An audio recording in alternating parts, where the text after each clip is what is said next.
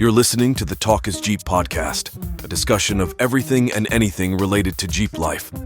These conversations are recorded live, and the opinions stated here have not been checked for sobriety. Now, here are your hosts, Art Aldrich and Tom Chartrand. Okay, good morning, everybody. This is the Talk is Jeep show. I am Art, and this is Tom, my co-host. Tom, good morning. Hey, good morning. How's everything down in New York? It's, it's always a technical jungle over here trying to make all this tech happen live. And I found a couple of technical gremlins from last show that prevented my audio from being heard properly. Hopefully that's working better. You're sounding good over here. Yeah, the problem wasn't so much what you and I hear. The problem was what's going out. As is always the case. Behind the wheel, everything's fine. What's happening in the real world is a whole different thing. So if you're joining us live, which not too many people are at the moment, then you know that we try to go every couple of weeks live on YouTube, and the purpose is to have a live conversation, engage with other Jeepers talking about our favorite vehicle. And the majority of you are watching or listening after we're live. So there's a couple of housekeeping notes that I'll give just to remind everybody that if you're watching on YouTube and you like what you see, give the video a thumbs up. That would help us out. We'd appreciate that. And of course, if you're listening on a podcast platform like Apple or Spotify, a rating would be awesome. A review would be even better. That helps the show. That helps us get more eyeballs, get more interesting stories. And Tom, you're managing our social media platforms a bit. Where can they find us on social media? Well, they can go on Instagram, and we'd love to see your favorite rigs and what you're doing out there on @TalkIsJeepShow on Instagram. And show us what you're doing. Show us where you are. Show us what the weather is like. Right now, it's blowing 25 miles an hour here, but blue sky out there. So I'm looking forward to bringing Julius out for a little run to the beach later and see how he does in the 20 degrees Fahrenheit and 25-mile-an-hour winds. And hopefully we won't get a lot of salt blowing through it. And but show us where you are. Show us where you're Jeeping. Show us what your rig looks like. We'd love to see it. We also have a email, talkisjeeppodcast@gmail.com.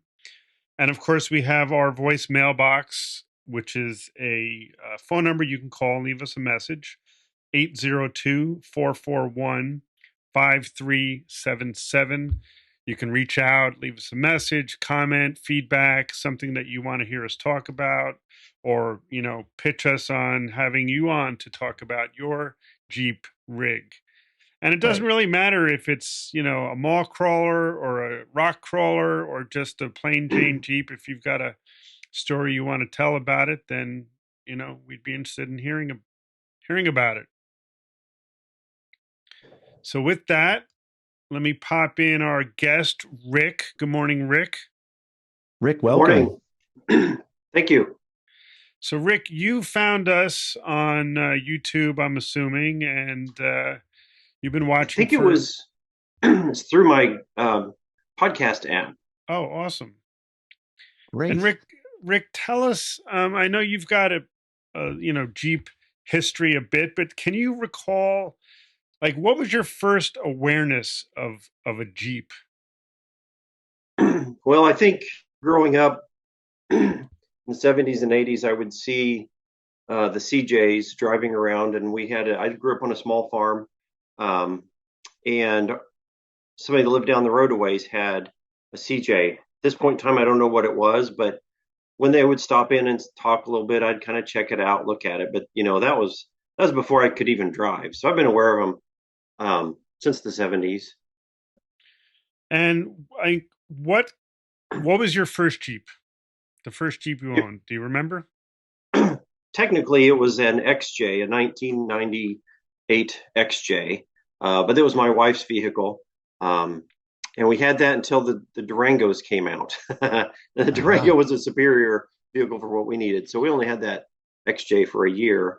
And then fast forward to the 2016 JKU. That's when things got really, that's when I entered Jeep life. I'll put it that way. Okay, so you were looking for a four-door Jeep. Yeah, essentially. My sister-in-law at the time had one, and she still lives back home. And I knew it could handle gravel roads and salt and mud and snow that is associated with. And I gave it a drive. I test drove one day when we were back home for Christmas, and that's when I got the bug. Like, I need to try these out. And I had a Dakota at the time, and the transmission was going bad on it. So when the transmission went out on it, I decided it's time to try JKU. Okay, so I think I'm gonna play some pictures that you provided to us, and I Yep. think this is I can't wait to see. your first Jeep here. Let's bring this up. Is that your first JKU? Yes, and that is in the San Juan Mountains of Colorado, around Ouray, Telluride. Um, at this point in time, we had joined a local Jeep club, Northeast Kansas, although we have members in Missouri and Nebraska too. And we went to Ouray, and that now that's the second Jeep, the purple one. Yeah, But the first one was these are gonna just scroll. okay. So So yeah, the first one, um, I knew Jeeps had a good fan following, and I found a club, and they said they're going to Colorado, so we jumped in and went also. It was with a stock Willys Wheeler. Other people, that's Telluride right there, the town of. We were stopped for lunch. Um, so we jumped in the club and took our Willys Wheeler with us, and or it took us, I guess. And did you know other people who had, like, I mean, getting a Jeep and then getting into a club pretty quickly is like I'm curious. Like, I didn't even know there were Jeep clubs when I got my first Jeep. Like, how did you even know that these were out there? I think there's a Jeep dealership, or a local one that used to have a Jeep Jamboree, a small Jeep Jamboree. I don't think it was before I think Jeep really was enforcing the naming rights. So every year I thought that'd be cool to go to, but I didn't have a Jeep. So when I finally bought one, I started looking for a club to go do things with, because I knew as a type of vehicle that enthusiasts would. Um, I knew there'd be a club around somehow. That and Corvettes and Mustangs, I think. So was So it a simple search, or did you hear about it from a local retailer, or what did you do to find out that info? Well, there was enough windshield banners around town that I knew there was a club. I couldn't remember it, but the name of it. So I just found it on Google, maybe on YouTube, um, or Facebook. So as the Flint Hills Jeep Club, I'm still a member. Um, that's where we go. We never wheel alone. We always go with other people, because if you get in trouble, you get, as in mechanical trouble. They'll help you get out and get home safely. So that's the club I found, Flint Hills Jeep Club, and I've been to quite a few different places. so you had the first Jeep, and did you do much work to it, or did you pretty much Um, just wheel it like stock? Pretty much stock, because it became apparent pretty quickly that if I was to keep up with other club members, I needed lockers and 35-inch tires. And I did not want to deal with modifying that Willys Wheeler. I pretty quickly realized, okay, a Rubicon would be a better starting point for me. I could keep up with club members and adapt as I went, or upgrade as I went. So this purple one ended up on a local lot, and they had already put on the lift and the bigger tires. And I thought, okay, there I am. I'm ready to go. And at that point, everybody in our club, aside from a few that had Wrangler Unlimiteds, were on 35s. There were a couple people on 42s at the time. So I made the switch, and that's the color of our local college um, team, and the university. So, and we're big fans of that university. So we just it was a perfect fit. I was like, well, this is the Jeep for us right here. And you gave this Jeep a name, didn't you? Yeah. So my wife's, at the time, she had a Wrangler also that came with the dual top option, and it had a tan top. So I thought, I'm going to try this soft top on mine. And when I put that tan on it, I was like, well, that's like a peanut butter and jelly sandwich. So, and I don't think I sent a color photo with that top on it, but that's when it ended up with the name of grape jelly. Because when you put that tan top, it just looked like a PB&J driving down the highway. Oh, that's awesome. So this And this some was dirt, like right there. The dirt makes it look like peanut butter and jelly too. yeah. So this was a Rubicon used. It sounds like that had 35-inch tires on it. No, it was new. Oh, it That it was was the new. last year. It was a 2018 JKU, and the dealership had put on the lift larger tires. And that made me feel better because it's warranted, through them Yeah. too. Oh, that's fantastic. Yeah, it was a tough one to get rid of because it was the last of the JKUs, Right. and I'm still unsure if I should have kept it, but can't look back. Was there any hesitation, like you were buying a Jeep that was technically being replaced in the same model year with the JLs? I did test drive the JLs a little bit. They didn't have really what I wanted on the lot. At that point in time, I had not ordered a vehicle at all. So I don't know. To be honest, the purple just sucked me in. It was the perfect. That color is just extremely well matched for our other hobbies, and it's just such a brilliant, bright color. If you're on a trail, people see you. They know where you are. They know which Jeep is yours. They just fit our personality, my wife and I both. So No, I was going to say a lot of dealerships don't really do a lot of buildups like that. I think they're coming to that. You're seeing a lot of these new Jeep dealerships out in the market, and you're going to see all sorts of rigs. But back when that was being sold, there was a little bit of a incentive to get all the things that you wanted on it, being your second uh, JK, JKU, and that was great to have it all set up the way you wanted it.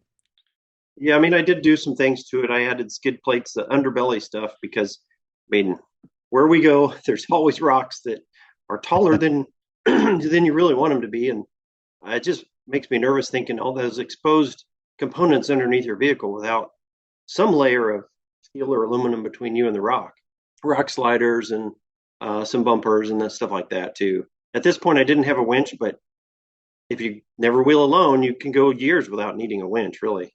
Absolutely.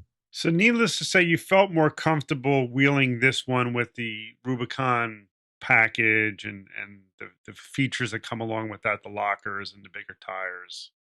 Yeah, I would not trade my course of action to get to this point because wheeling what I don't know if you guys have heard, but a lot of times people call the Willys Wheeler a Ruby Light. Um, there were times I knew I needed lockers because I just couldn't get past an obstacle that maybe somebody right in front of me, almost identical setup, they could because they had lockers. So, and the electronic sway bar disconnect was a big draw too because I got tired of those manually Disconnects. disconnecting Yeah. with JKS disconnects. That I bent a tab on the axle one time, and getting that disconnect back on was a real pain in the butt. Yeah, and then you got to have someone like rock the other side of your vehicle if you're not level. It's Yeah, it's so that sounds like a real resource that's helped shape your path. it's helped me spend more money than I should have. So we do have a military installation fairly close, about 20 miles away, and because of that, I think there's more Jeeps on the street than your average community, and we do have two pretty robust off-road parks nearby. One's about 30 miles north, Wow. and that's the Tuttle Creek Off-Road Park. It's managed by the Corps of Engineers. Then there's a private park in southeast Kansas that's called Kansas Rocks Park, and it's an LLC. And they have a lot of events, and a lot of the popular YouTubers have stopped by there on their way through. So, contrary to popular belief, eastern Kansas has a lot of vertical terrain, rocks, lots of trees. You get much past that eastern third, though. That's when the prairies and the the flat terrain happens. But Flattens out. yeah, the eastern third we've got a lot of challenging terrain. In some ways, more challenging than some of the popular off-road towns, I guess, in the Southwest, because they have a lot more traction than we do. We've got mud and sand. Well, you're still ahead of me for proximity, but Absolutely. Just that's luck. It's just luck. yeah. Why did you jump from your two-door JKU to a Gladiator? Um, so for about 17 years, I had a Dodge Dakota. That was the perfect truck for me. Just enough of a truck I could do what I needed to. And I had the four-door Wrangler for a while, and I got into the Jeep stuff. Then Jeep released this Gladiator, and I fought it off for about a year and a half. But then when I realized it's half Dakota, half Wrangler, that's what I need. That's exactly what I need. So I test drove a couple of them. My wife rode with me. She test drove it, and we decided that's what we needed. It's half Dakota, half Wrangler. So yeah, and I see the stickers on these early photos of mine. For some reason, the dealership ordered a package that said Gladiator on it. Like, who needs that sticker? If you know it's a Gladiator, I mean, you don't need to see the sticker. And the people that don't know it's Gladiator, they probably don't even care. So but it was the first year. That was a 2020. So I'm sure they wanted people to realize what it was. But that sticker lasted about a week. I got rid of it. If it said Rubicon, I probably would have left it. So knowing, like, you've obviously had two Jeeps in front of this one, and did you have a plan going into the Gladiator, like what upgrades you were deeming worthy, and you had probably other things you were like, yeah, it's not worth, I'm not doing this to the Gladiator because I didn't get my money's worth from the other Jeeps? So at this point in time, there were I'd probably like 6 or 8 months I had seen just enough Gladiators on the off-road parks. And I think in Colorado when we went on a trip that I realized that they could wheel with Wranglers that have 35s, maybe a little bit better, if you put the proper protection underneath.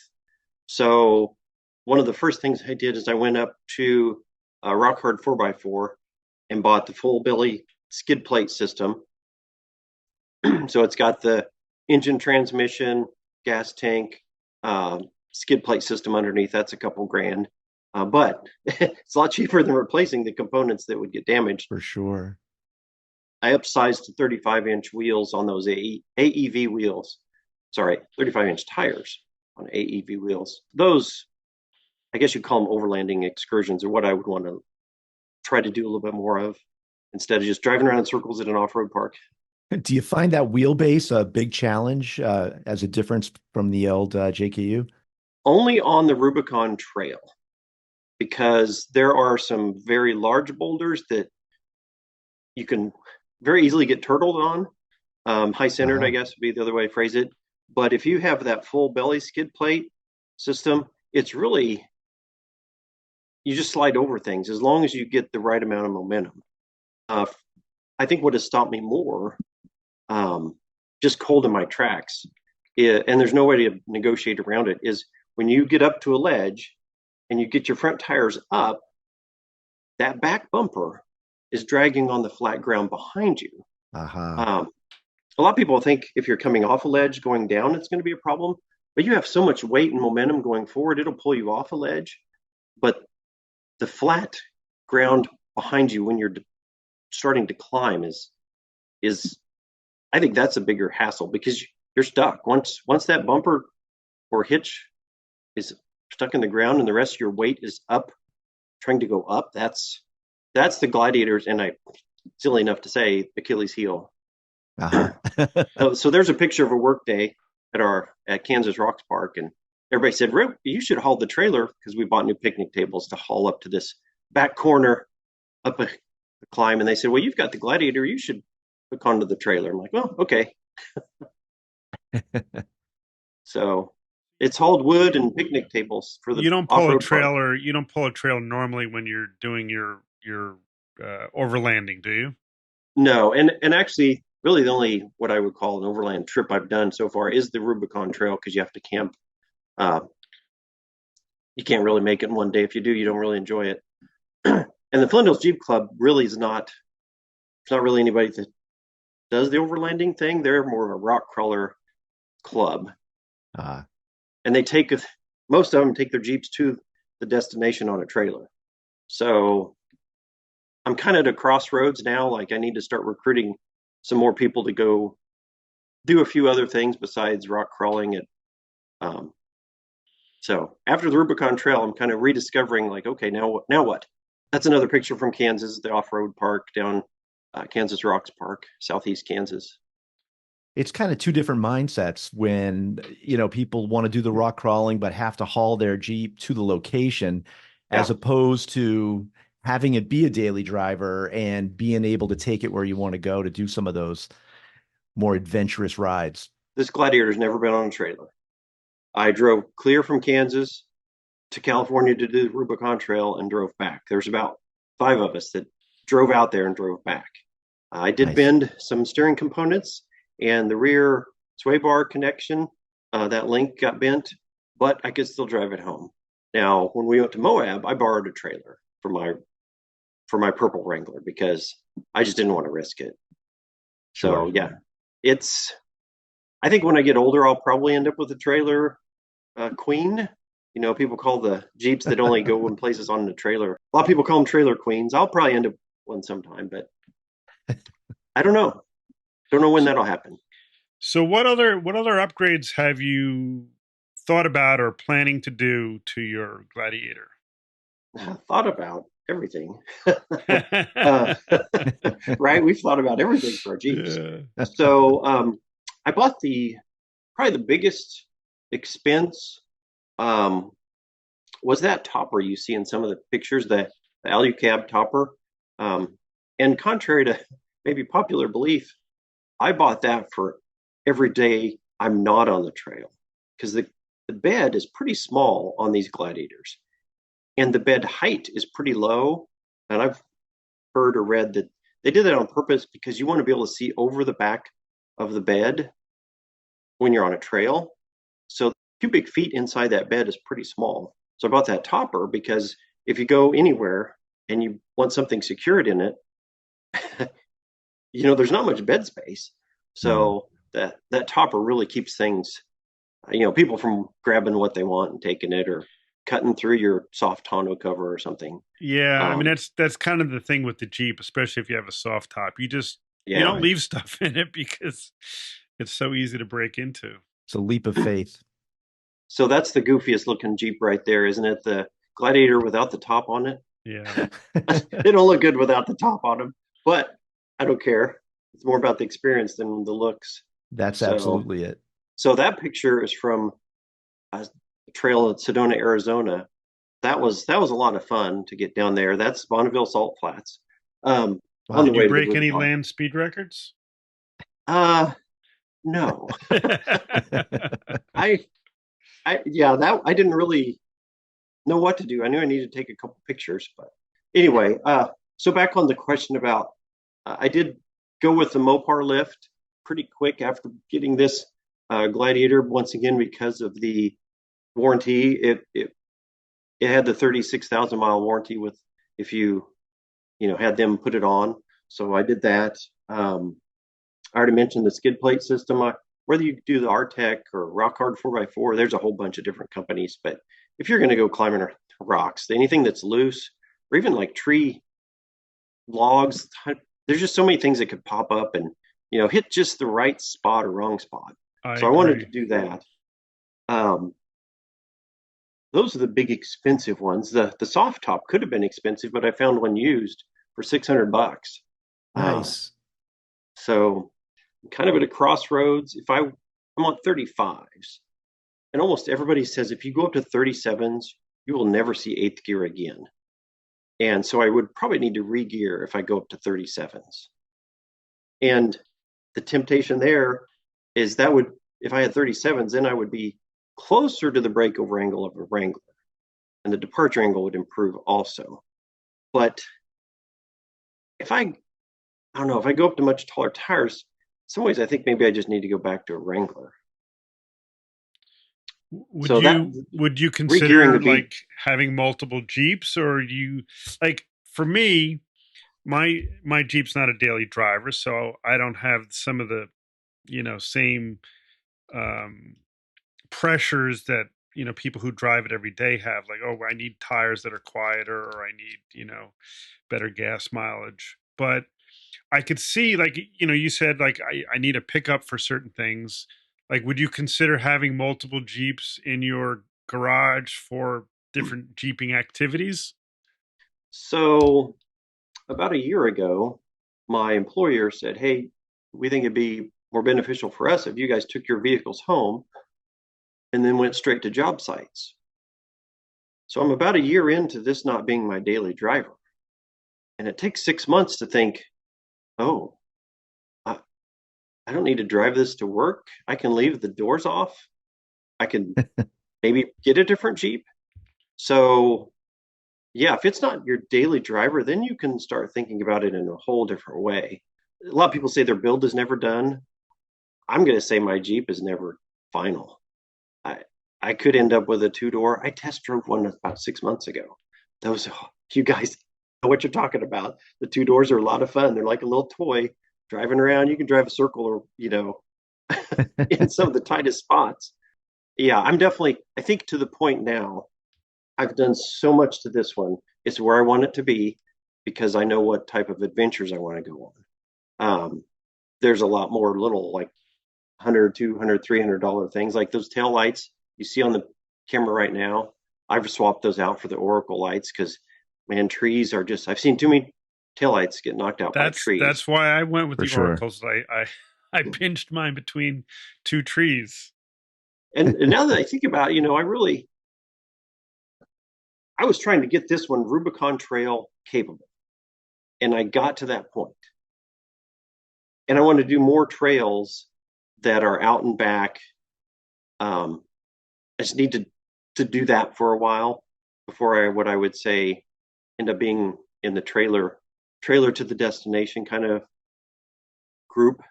How many years that'll be, I don't know. Yeah, this is Right. the video you're showing there is our Jeep Club when we went to the San Juan Mountains in 2022, I believe. Oh, there's an old Um, school Gladiator we just saw. I've walked right up to the edge. Like, do I want to take this build to bigger and more capable, or do I do trails and adventures that are good for this vehicle? I'm kind of at a crossroads, and I'm really happy with the way it performs on the highway and off. Um, so, and the funny thing is, I got my build list over here on the right. About some of a third of the things I could just transfer over if I switch to a JL. I don't think I'll take the winch off. I'm just gonna leave the winch on this one and put it on buy a new one for the new vehicle because I transferred this one over from a Jeep, and I think you're a little crazy if you transfer a winch more than once. That's just not worth it. Yeah, those bolts get really tightened and rusted and stuck. Yeah. So I do think there's probably some misconceptions about Gladiators.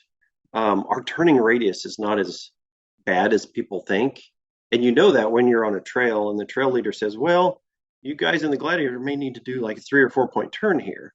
When it's kind of like pulling a trailer. If you set up your turn well, like start wide and then cut hard, um, the turning radius is not. I've not encountered it being a big problem. And with the Taser Mini, which is a thing you plug in to help with all kinds of settings, there's a feature on that called I think it's called wheel lock, um, whatever it's called, turn lock. So when you peg out your steering to the left, it'll apply the ABS brakes to that rear left tire. So it almost like locks up the rear left tire when you're trying to turn extremely left. And that does help some. It does not help if that tire has a lot of traction, like on the rock, like some of the rocks in Arizona had a lot of traction, kind of like Moab rocks. Which, sidebar here, I finally found out why they call that stuff slick rock. It seems odd because you have so much traction. Well, a friend of mine said, yeah, I think it's because of the covered wagons. Where settlers were going across that part of the country, the wagon wheels that were wood that had steel bands on them, for them, that is slick rock because old steel wheels would really slide on that gritty sandstone, I guess, or whatever that rock is. But it's not slick rock for us because we have great traction. But that's where that phrase came from, slick rock. Huh. So seemed odd. But yeah, I think they're more capable than people realize, but you can get high centered. If you have a little momentum, you can overcome that. It's that back bumper and I can see why so many people bob the beds of these extreme builds, because that is the Achilles heel of the Gladiators, that breakover. I actually like the way that some of those bobbed beds look. I mean, that's a really nice look. Yeah, there's a couple aftermarket companies. I don't like because they sell a bed, just a complete bed, and they don't match up with the rest of the lines as well. I don't want to say the company names because don't want to disparage them, but I prefer when people that take it into a body shop and they cut some of the length off and slide the actual tailgate to match up with the part you cut it from, like remove 8 inches or even a foot. I think some people are doing that. You probably have to cut the frame some. Yeah, the ones I've seen, they chop the frame and they shorten it, and those are the ones that really look nice, in my opinion. What I would like to know is, if you do that much, you've got to be getting pretty close to a Wrangler, a JLU. So I'm not sure I would do that. Almost a difference between an old TJ and an LJ. A little bit of an extended bed, right? Yeah. I guess you could take the approach where you could take a JLU and convert the rear into a pickup bed, or you take the other approach, which is the Gladiator, and you shorten it and you make it more manageable. That reminds me of an early story when I first had a Gladiator. There weren't a bunch of them on the highway or anywhere, and people were asking me, so does it come with a top that connects all of it together? Like, no, this is not a Wrangler. It has a specific truck bed, just like any other truck. So people thought maybe there was a hardtop that covered everything. Well, there's a separation between your cabin and the bed. So I guess, if you do a lot of rough and tumble camping and trips, it is nice to have that. You can throw the muddiest winch line or tow line you want in the back, or a muddy spare tire in the back, and it's not going to, you can just wash it off and it's not going to affect your nice clean interior. You won't have to smell the mud the whole way home, because the bed is completely separate. It's evident now, but in early days, people didn't realize that they're separate bed. Some people didn't. So this is Black Bear Pass video he's showing, and the steps where you're starting to come along on that left side, there's the stream that's running. You can't really see the water down there. And then Telluride's off in the distance. I did that one the first year we had our Gladiator because there was no lift. And on that trail, you want to have as lowest center of gravity as possible. That I would do that one again, but the taller, more top-heavy vehicle you have, and that's a liability. So just that beautiful. I really think the San Juans or just Colorado in general is probably my favorite place to go wheel. You can get away from the heat, that's for sure. It's not hot or humid there. And the terrain's still kind of challenging because a lot of the loose rock moves around. But the scenery is just amazing. There's so many colors. I think I could go back and forth to be honest, from the San Juans to the Moab, Sand Hollow kind of area, back and forth. That stretch, that's where I'd go wheel every time. Probably. I don't like trees that you got to mess with. You worry about knocking off them, mirror or tail lights or anything like that. Trees are just a nuisance when it comes to wheeling.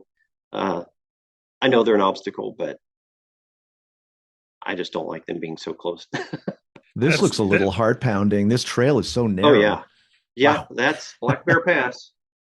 And then this video is running now. It's on the top of like Imogene Engineer. I don't know. We did so many trails that week, but this one it started. If you're up there like 3 or 4 in the afternoon, there's a pretty good chance it's going to snow or hail, rain on you at the very peak, which is like 12 to 14,000 feet. Um, the scenery is just so amazing up there, and um, so that it's August. This video is taken in August, and it's snowing on the mountaintops. So of course not accumulating, but that that's just a fun dash. And dash videos are not very interesting, but this one I thought I would uh, include. It's very refreshing in August for that weather, though. That's for sure. So if you were to, let's say, have some unfortunate situation where you broke an axle or you broke drive shaft, like, are you upgrading those components to something stronger, or at that point are you like, oh, maybe I stay factory and look at building a different Jeep, with my money? So at this point, I stay ahead of like the Oracle taillights, for example. I kind of figured those would be something I would break. So I replaced them with something a little more, well, those don't stick out as far. And I've kept the old. The full belly skid plate system, that's supposed to be preventative measure. So I don't have to replace things that might go up there and break it. But I did crack one of those. I don't know when it happened, but I noticed after the Rubicon Trail. So I replaced that with the same thing. So I think, and some of the steering components, I'd like to stay as close to stock on things that are already stock, because if say you're wheeling in Kentucky, you can go to a Jeep dealership and get the same part and put it right back on. Whereas if you have something really, and this is people that are driving their vehicle to where they're, on their venture, not on a trailer. I think that's a different category. Those people can just throw it on the trailer and ride with somebody else for the rest of the week. That's true. But so far I've tried not to get too extravagant with aftermarket parts that will get me home. Like I said, the trailer crowd, it's a different trailer queen Jeeps that you pull up on the trailer when it breaks. That's a different mindset. And we have had club members that break, and at least from the in-state parks, one of our other club members will say, well, I'll put yours on my trailer and drive my own Jeep home, So we help each other out in that regard. But it does change your mindset, though, as far as how much you're willing to, push your vehicle over yeah, said obstacle. Because if you have to drive it, I don't know how far it is from, your house to the Rubicon Trail, but if that's a 3-day drive or a 2-day drive, that probably plays some, bearing on how hard you're going to push the Jeep. yeah, for sure. That's a trail that, it depends on your style of wheeling. Some people just love to send it. And if you're one of those people that can't fight the urge, yeah, you better get a trailer. But I like to enjoy the experience, and I don't mind going a little slower because I want to see if it'll slowly crawl before I have to back up, second try, give it a little more momentum. So, and back on, I'm still thinking about your question about replacement parts. I think it's a case by case basis for me still, because my steering's a little wobbly after the Rubicon. I know I got to deal with a few things there, and I may go with some upgraded aftermarket steering components. So I think it's a case by case basis for me, at least. Yeah, I think like the way I look at it, like my two-door JL, like I'm not going to sell it. I'm not going to get rid of it. I mean, unless it rolled and it was like catastrophically damaged. Like that's Yeah. my Jeep until I'm dead. So I would spend money every time something breaks. Every time there's an opportunity, I do try to upgrade it. It sounds like you're maybe like, oh, I'm willing to look at a different platform to build my next Jeep, perhaps, or I'm willing to, you're not stuck to the grave with this one. No, and um, I don't know if we've brought up or if people have seen the pictures, but I'm nicknamed this Jeep Gray Matter because I just waste a lot of brain cells thinking about this Jeep. Like, what am I going to do to it? What am I not going to do to it? Where am I going to go? Where am I not going to go? What am I going to talk about on the podcast? So I'm like, it's Gray Matter. This is my brain. This is my brain on Jeep. So that's why it's called Gray Matter, and that's my that's my Instagram account too. If I do trade it in for a different Jeep, maybe it needs to be gray. So I can keep rolling with that gray matter part. But it's a case by case basis. I don't have a big picture plan. If they stop making the 2 doors, I might just have to go get a 2 door because those are the quintessential Jeep in my mind. The 2 door Wranglers. Yeah. And if they stop making them, yeah, I might just have to make sure I get one so I always have one. I agree. Any interest in a 392 or a bigger, Hellcat or Elephant? Any interest there in those bigger platforms? There's a Jeep dealership I drive by a couple times a day. They have 2 392s on the lot. If you pay for it, I'll go buy it for me. Yes, there's they've stopped making those. I mean, that just came out this week. It's been rumored, but I think there was a release. That would be a heirloom kind of Jeep too. I think is if you could buy a 392, provided we can still buy gasoline for it in 30 years. I just like some of the prices, like you get these factory 392, builds. I mean, they're almost pushing 6 figures. It's crazy. The one I saw, the sticker was 98,000. But and that's the price. When I was growing up as a little kid, I thought 100,000 was a house. You know? Absolutely. But would you buy a $98,000, Gladiator Rubicon 392 and then thrash it around? Or again, would that see in my head, like, okay, maybe I'm not beating that one up. So I have an answer for you, and because I heard this when I got a brand new Gladiator, it was closer to 100,000 than not. I'll put it that way. I tell people, actually, all my Jeeps, I've said this: if you are on a football team and you're going to start a new season, you're going to buy a brand new pair of football cleats, and that first game, it may be rainy, muddy, crazy, people grabbing your football cleats. The conditions are crazy, but you want the best shoes. You're not going to go to the thrift store and buy some broken down old pair of shoes. The shoelaces are going to break the first game. You're going to buy new football shoes. And I think our Jeeps are kind of like, or soccer. I mean, they get abused. They're in all kinds of conditions. They get grabbed, kicked, pulled, ripped all the time. So this is what I bought it for. This is what I'm going to do with it. Other people, that doesn't make sense. They want an old Jeep that's cheaper, I guess. But do you trust it as much? Can you buy parts for it at the dealership the next day? Not so much. I don't think any plan is wrong, but that's my mindset. So yeah, if I had a 392, I'd take it on the trails too. It's just that price is up there. And the 3.6 on our Jeeps, these they keep using this Pentastar. I do not have one problem with them. You're in low range; they seem to be responsive. Yeah, I agree. I mean, but like if I for some reason blew up my 3.6, I would consider putting a 392 in my 2-door. I think that would be a lot of fun. Will it fit? I don't know. I think it will. Okay. Yeah. I haven't measured it, but I mean, I think it's the same engine bay. I think obviously you have to do some stuff with the front spring rates and things like that. But I mean, I think that would be a blast. And you would have one really good podcast. You'd get a lot of clicks and reviews and likes. So go out today and blow up your engine and start on that podcast. So the other thing I was thinking about, and I've talked to Tom about this, like, what I would like to see.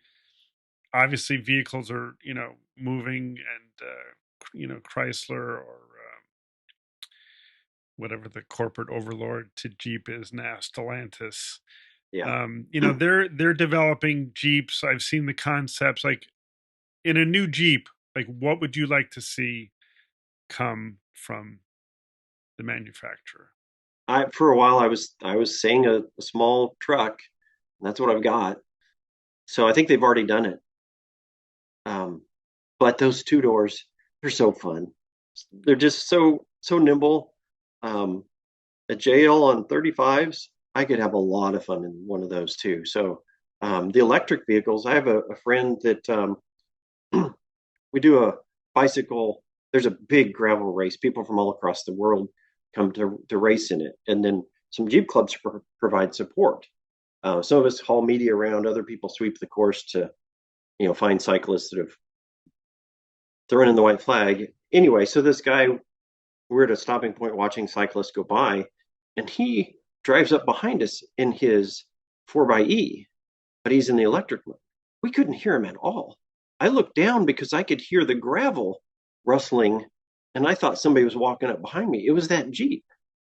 So the thought of being out in nature on one of the trails in the electric mode is very appealing, but they're so much more heavy.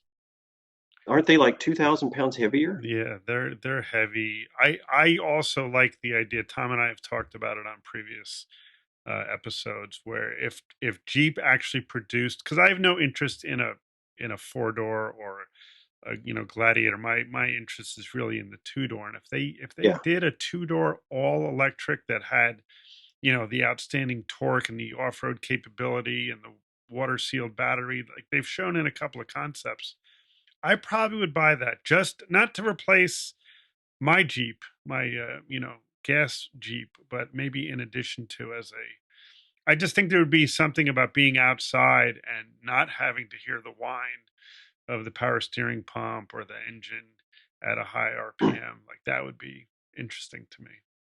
They've got to get the battery size and weight cut down a lot. Yeah, Because I but that'll watched, happen. That'll happen over yes, time, yes, and I think that is definitely the future. And yeah, at some point they'll be like, "Oh, if I only had a gas Jeep," and I'll have one. But at yeah, some point they're going to get there, and the gas will be done. yeah. There was a guy that took a Wrangler and built it into the um, two door Gladiator for Quadratech, and they're doing those trail cleanups. Yeah, And he talked about how much room the battery. He took a 4xe and made it into a two door Gladiator, and he talked about how much room that battery still needed from as a right. 4xe to start from. So yeah, but our hand tools, I've got drill and reciprocating saw in the garage. Those batteries used to be a lot bigger and heavier than they are now. Yep. Comment coming in. Let me just pop this in. Dennis is also commiserating with the fan noise. The fan noise on the JLs is tremendous. I agree with that, and I would not be um, unhappy about not having to hear that fan. So I was one of the first people with the JLJT platform in our club on a regular basis. And I was so relieved when a couple other people got the JLs, because then I'd hear that fan noise that I was only hearing with mine. Yeah, And it clarified, like, okay, it's not, my Jeep's not messed up. It's just the way the JL fans decide to click on and yeah. run a lot more. Yeah. Overall, I'm pretty happy with the JL platform. I almost bought a JK in 18. It was like on the lot. They were going to give me a good deal, but I did drive the JL, and I was like, this is just a much better starting point. But we'll see. Mm-hmm. I think obviously the engines are going to change, and that kind of stuff. But So have any of you driven the the turbocharged, is it 2.8 liter, or is it the even two the smaller one? two the 2 liter turbo diesel, Yeah. no. Well, no, the gas. I thought there was a small turbocharged. If you were to buy a Wrangler now, Oh, I don't know if that's still an engine option right now. hmm, And then there's the Hurricane, which is a smaller turbocharged also. I'm curious how responsive it is, because I think the 3.6 is probably going to go away. They're going to lean more into the turbocharged as the primary engine. But that's only if I, switch Jeeps again. Yeah. Tom, any closing thoughts from you? Do you get a lot of Jeep waves? Is that a thing? I remember when the Gladiators came out. Do you wave to them or not? Just that lifestyle situation.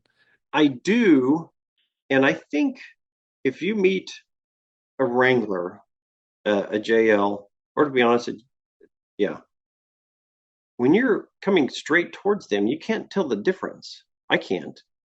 Right. But what I look for is if you see that square in the middle center of the back window, that's my back window of my truck cab.